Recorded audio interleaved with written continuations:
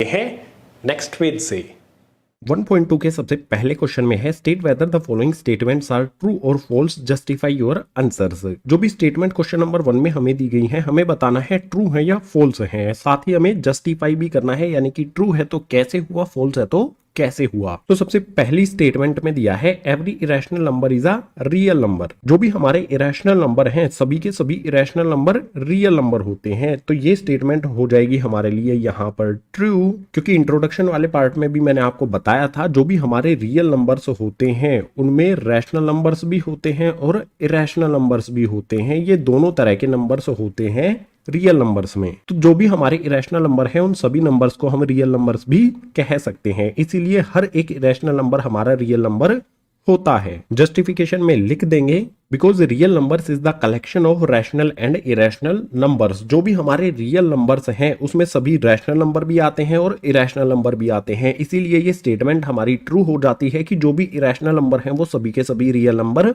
होंगे। इसके बाद सेकंड वाले में दिया है every point on the number line is of the form root m where m is a natural number. जो भी हमारी नंबर लाइन होती है उसका हर एक पॉइंट रूट एम की फॉर्म में होता है और एम हमारा नेचुरल नंबर है, तो ये वाली स्टेटमेंट हो जाएगी हमारी फॉल्स।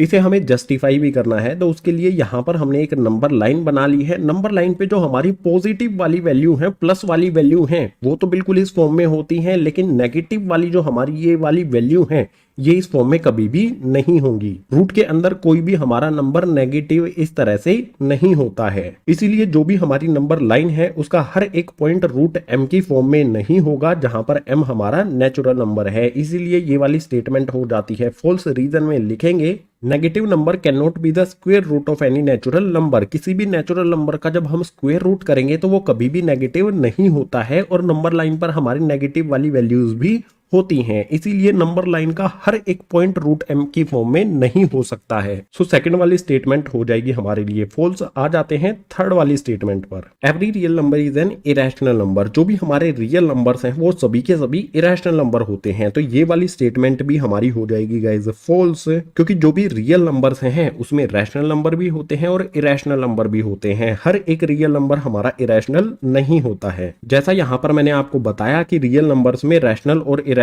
दोनों तरह के नंबर्स होते हैं। सभी रियल नंबर्स को हम सिर्फ इरेशनल तो नहीं कह सकते क्योंकि इसमें रैशनल नंबर्स भी होते हैं। सो ये स्टेटमेंट फॉल्स हो जाएगी और इसकी जस्टिफिकेशन लिखेंगे because real numbers can be rational also. जो भी हमारे रियल नंबर्स हैं वो सभी के सभी इरेशनल नहीं होंगे, उनमें कुछ रैशनल नंबर्स भी होते हैं, इसीलिए थर्ड वाली स्टेटमेंट हो जाती है फॉल्स। जो भी क्वेश्चन नंबर 1 में हमें 3 स्टेटमेंट दी गई थी तीनों के लिए हमने ट्रू फॉल्स बता दिए हैं और जस्टिफाई भी कर दिया है, तो क्वेश्चन नंबर 1 हो जाता है कंप्लीट। क्वेश्चन नंबर 2 के लिए मूव करते हैं नेक्स्ट पेज पर।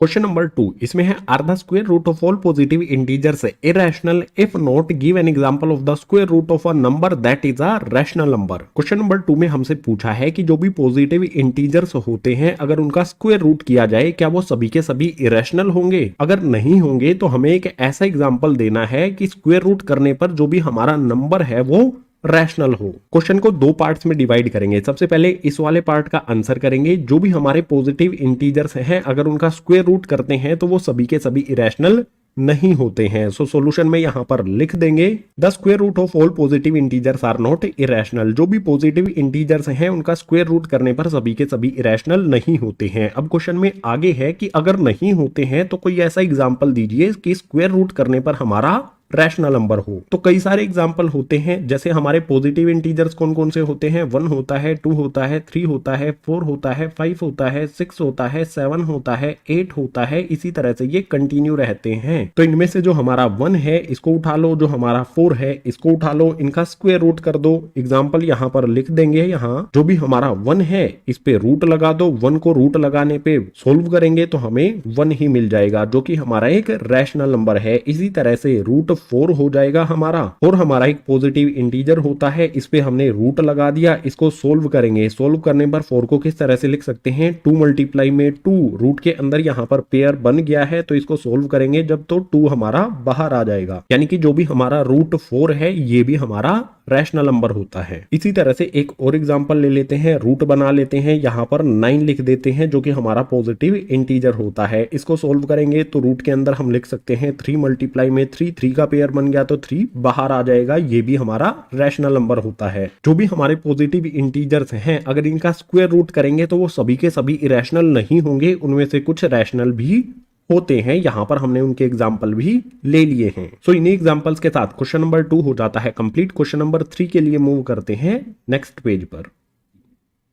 क्वेश्चन नंबर 3 इसमें है show how root 5 can be represented on the number line. Root 5 को नंबर लाइन पे किस तरह से रिप्रेजेंट किया जाएगा क्वेश्चन नंबर 3 में हमें बताना है। इस क्वेश्चन को सोल्व किया जाएगा कंस्ट्रक्शन से, जिसके लिए हमें ज्योमेट्री की जरूरत होगी। सो कंस्ट्रक्शन से इस क्वेश्चन को सोल्व करने के लिए चलते हैं नेक्स्ट पेज पर। रूट 5 को नंबर लाइन पर शो करने के लिए सबसे पहले स्केल लेंगे, एक नंबर लाइन ड्रॉ करेंगे। सिंपली आपको इस तरह से एक लाइन ड्रॉ कर देनी है। इस लाइन के किसी भी एक पॉइंट को इस तरह से मार्क कर देना है 0। इसके बाद हर 1 इंच पर मार्क लगाएंगे। जैसे यहाँ पर इसमें यहाँ से यहाँ तक 1 इंच होता है तो पॉइंट लगा दो, यहाँ से यहाँ तक 1 इंच होता है यहाँ पे मार्क लगा दो। इसी तरह से लेफ्ट हैंड साइड में भी यहाँ से यहाँ 1 इंच होता है मार्क लगा दो, यहाँ से यहाँ पर 1 इंच होता है मार्क लगा दो। जो भी हमारी नंबर लाइन है इसके दोनों एंड्स पर इसी तरह से एरो लगा देंगे। इसके बाद ये वाला पॉइंट हो जाएगा हमारा 1, इसके नेक्स्ट वाला पॉइंट हो जाएगा हमारा 2, इसी तरह से ये वाला पॉइंट हो जाएगा हमारा माइनस में 1, ये वाला हो जाएगा माइनस में 2। नंबर लाइन हमारी हो गई है ये वाली। अब नंबर लाइन का जो भी हमारा ये वाला 0 पॉइंट है, इस पॉइंट से 2 यूनिट दूरी पर यहां से यहां तक 1 यूनिट, यहां से यहां तक 2 यूनिट, 2 यूनिट डिस्टेंस यानी कि इस वाले पॉइंट पर 90 डिग्री का एंगल बनाएंगे। 90 डिग्री एंगल बनाने के लिए डी वाले स्केल का यूज करेंगे, डी वाला स्केल रखेंगे।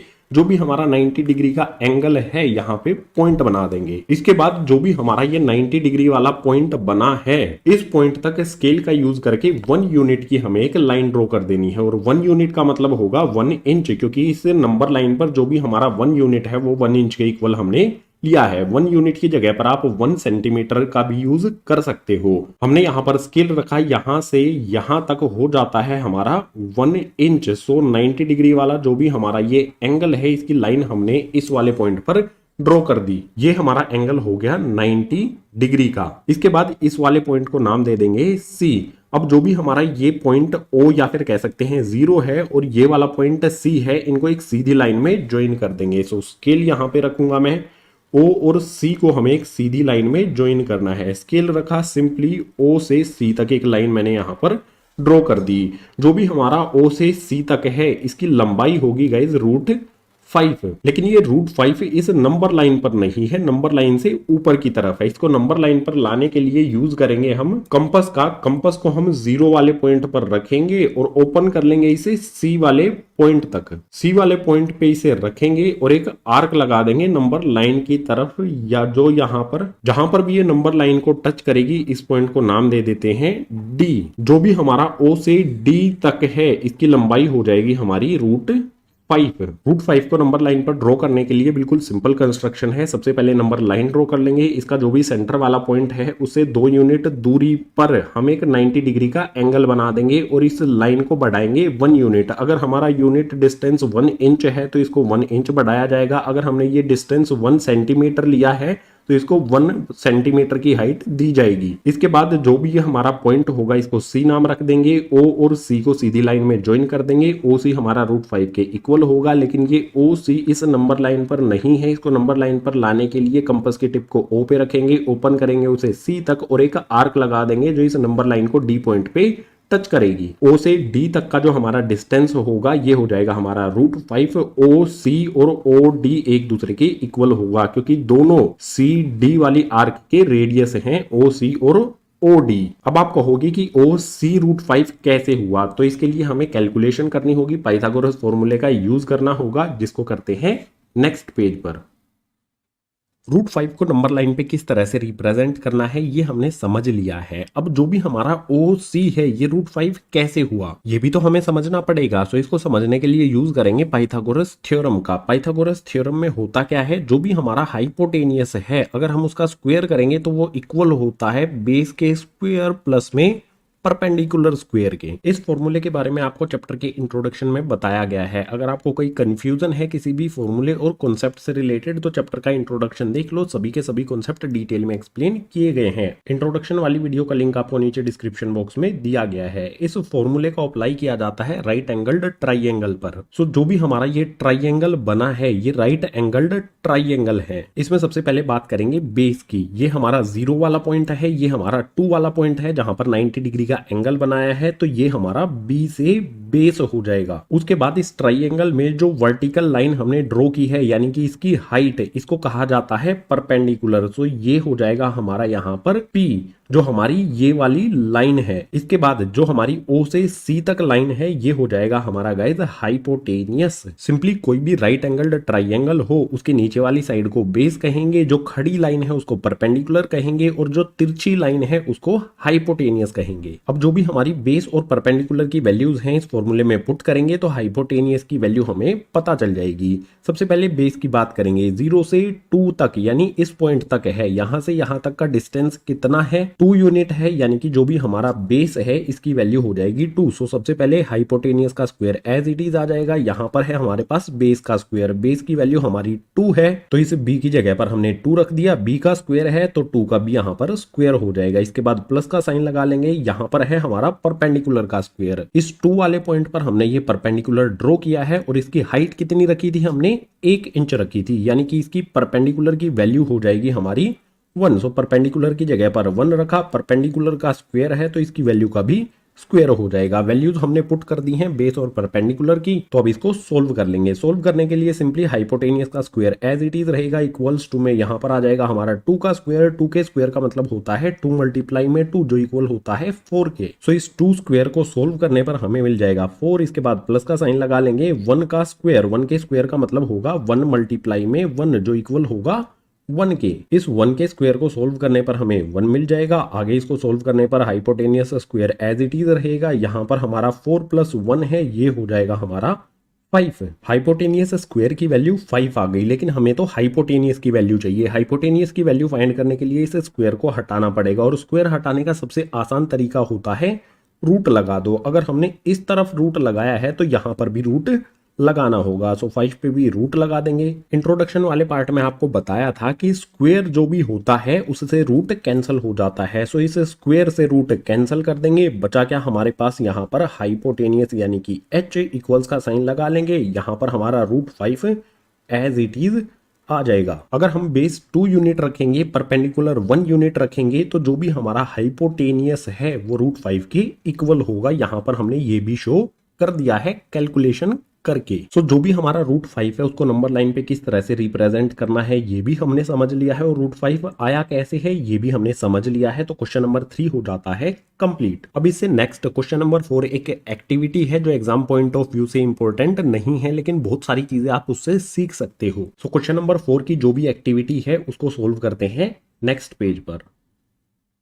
क्वेश्चन नंबर 4 इसमें है classroom activity constructing the square root spiral. Classroom activity है question number 4, exam point of view से इंपॉर्टेंट नहीं है। इसमें हमें कंस्ट्रक्ट करना है स्क्वायर रूट स्पाइरल। बहुत सारी हमारी वैल्यूज होती हैं रूट के अंदर, जैसे कि √2, इसके बाद आगे √3, इससे आगे √4, इससे आगे हमारा आ जाता है √5, इससे आगे आ जाता है √6। अगर इन सभी वैल्यूज को, ये सभी वैल्यूज आगे कंटिन्यू रहेंगी, अगर इन सभी वैल्यूज को नंबर लाइन पर शो करना है तो उसका एक तरीका होता है स्क्वायर रूट स्पाइरल। जो भी वैल्यूज आपको यहां पर दिखाई दे रही हैं इन सभी वैल्यूज को स्क्वायर रूट स्पाइरल मेथड से नंबर लाइन पर शो किया जा सकता है। स्क्वायर रूट स्पाइरल को कंस्ट्रक्ट करना पड़ेगा, उसके लिए जरूरत होगी ज्योमेट्री की। सो इसको कंस्ट्रक्ट करते हैं नेक्स्ट पेज पर।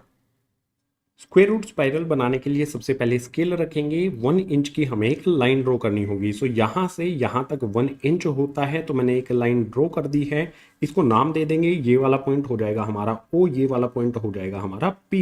इस लाइन के P वाले पॉइंट पे 90 डिग्री का एंगल बनाएंगे। सो D रखा मैंने यहाँ पे 90 डिग्री के लिए, ये पॉइंट बना लिया। जो भी हाइट होगी इस लाइन की P पॉइंट से, जो भी 90 डिग्री की लाइन ड्रॉ करेंगे वो 1 इंच होनी चाहिए। सो स्केल रखेंगे, यहाँ पर मैंने स्केल रखा, 90 डिग्री वाले पॉइंट से मैच किया और इसे 1 इंच तक हाइट दे दी। जो भी हमारा ये वाला पॉइंट होगा इसको नाम दे देंगे P1। अब O से P1 को एक सीधी लाइन में ज्वाइन कर देंगे। सो स्केल रखेंगे यहाँ पर, उसके बाद इन पॉइंट्स को ज्वाइन कर देंगे कि सीधी लाइन में इस तरह से।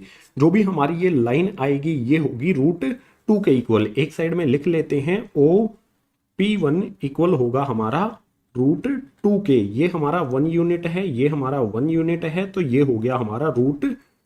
इसके बाद जो भी हमारा ये P1 पॉइंट है इस वाले पॉइंट पर 90 डिग्री का एंगल बनाएंगे। सो D वाला स्केल रखा मैंने, 90 डिग्री का एंगल मुझे इस वाली लाइन पर बनाना है। सो यहाँ पर मैंने इस स्केल को रखा, P1 वाले पॉइंट पर रखा और 90 डिग्री के लिए पॉइंट बना दिया। अब जो भी मुझे एंगल बनाना है उसके लिए फिर से मुझे हाइट रखनी है 1 इंच। सो स्केल रखेंगे यहाँ पे, जो भी हमारा ये वाला पॉइंट है 90 डिग्री वाला, इसको मैच करेंगे और 1 इंच तक यहाँ पर हाइट हम बना देंगे। यहां से लेके यहां तक 1 इंच होता है। सो लाइन हमने ड्रॉ कर दी है। ये वाला पॉइंट हो जाएगा हमारा P2।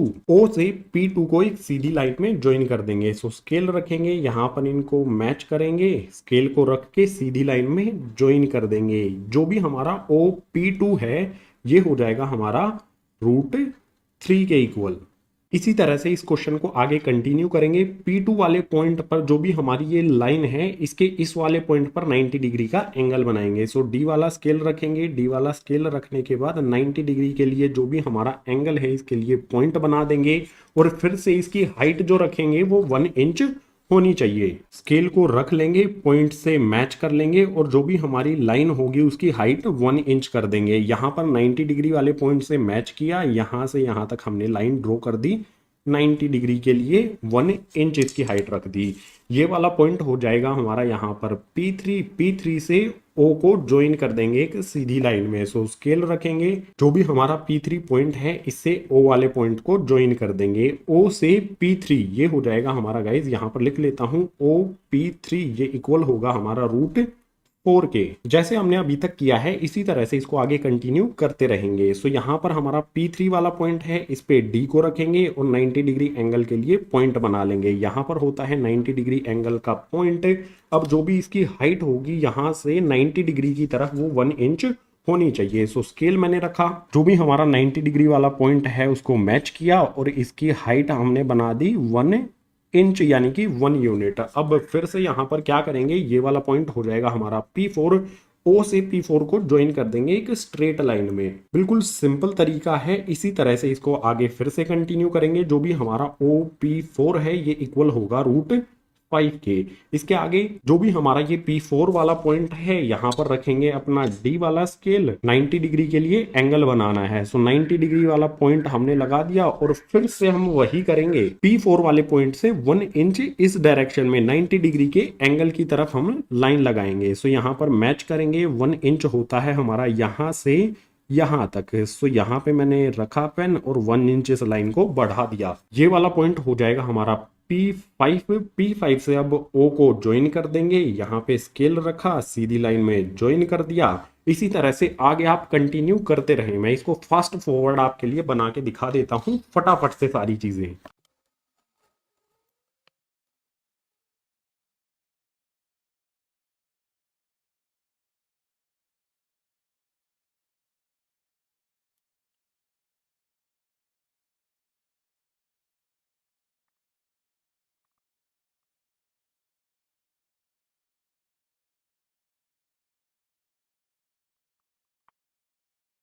हमने स्क्वायर रूट स्पाइरल को P8 वाले पॉइंट तक बना लिया है। इस तरफ जगह नहीं बचती है, आप इसको इसी तरह से आगे कंटिन्यू कर सकते हैं। सबसे पहले एक लाइन बना लेनी है 1 यूनिट की, उसके बाद उस पर 90 डिग्री का एंगल बनाना है और उसकी हाइट भी हमारी 1 यूनिट होनी चाहिए। जो भी हमें मिलेगा वो √2 के इक्वल होगा। जो भी √2 वाली लाइन है उस पर 90 डिग्री का एंगल बना के हाइट 1 यूनिट रखेंगे तो हमें लाइन मिलेगी √3 की। √3 वाली लाइन पे एक परपेंडिकुलर ड्रॉ करेंगे, यानी कि 90 डिग्री एंगल वाली एक लाइन ड्रॉ करेंगे जिसकी हाइट होगी 1 यूनिट। तो इससे आगे वाली लाइन √4 के इक्वल हो जाएगी। इसी तरह से इसको आगे कंटिन्यू करेंगे तो हमारी वैल्यूज मिल जाएंगी। ये हमारा हो जाएगा गाइज √2, इससे आगे वाला हो जाएगा हमारा √3, इससे आगे वाला हो जाएगा हमारा √4, इससे आगे हो जाएगा हमारा √5, इससे आगे हो जाएगा हमारा √6, इससे आगे हो जाएगा हमारा √7, इससे आगे वाली हो जाएगी हमारी √8 और ये हो जाएगी हमारी रूट 9 है। इसी तरह से आगे आप कंटिन्यू करेंगे, यहाँ पर 90 डिग्री का एंगल बना के एक परपेंडिकुलर ड्रॉ करेंगे, ओ से ज्वाइन कर देंगे तो रूट 10 हमें मिल जाएगा। बहुत सारी वैल्यूज स्क्वायर रूट स्पाइरल से हमें मिल जाएंगी। और सबसे जरूरी पॉइंट आपको ध्यान रखना है कि ये एक एक्टिविटी है, ये सिंपल सी एक्टिविटी क्वेश्चन नंबर 4 में हमें करनी थी। हमने यहाँ पर इसको ड्रॉ कर लिया है, कंस्ट्रक्ट कर लिया है, तो क्वेश्चन नंबर 4 हो जाता है कंप्लीट। इसी क्वेश्चन नंबर 4 के साथ एक्सरसाइज 1.2 हो जाती है कंप्लीट। उम्मीद करूंगा सभी के सभी क्वेश्चन आपको समझ आए होंगे। अगर आए हैं तो वीडियो को लाइक कर दो, अपने क्लासमेट्स के साथ शेयर कर दो, और जितने भी नए स्टूडेंट्स हैं चैनल को सब्सक्राइब कर लो। क्लास 9 से रिलेटेड जो भी एजुकेशनल कंटेंट है इसी तरह से चैनल पर लेकर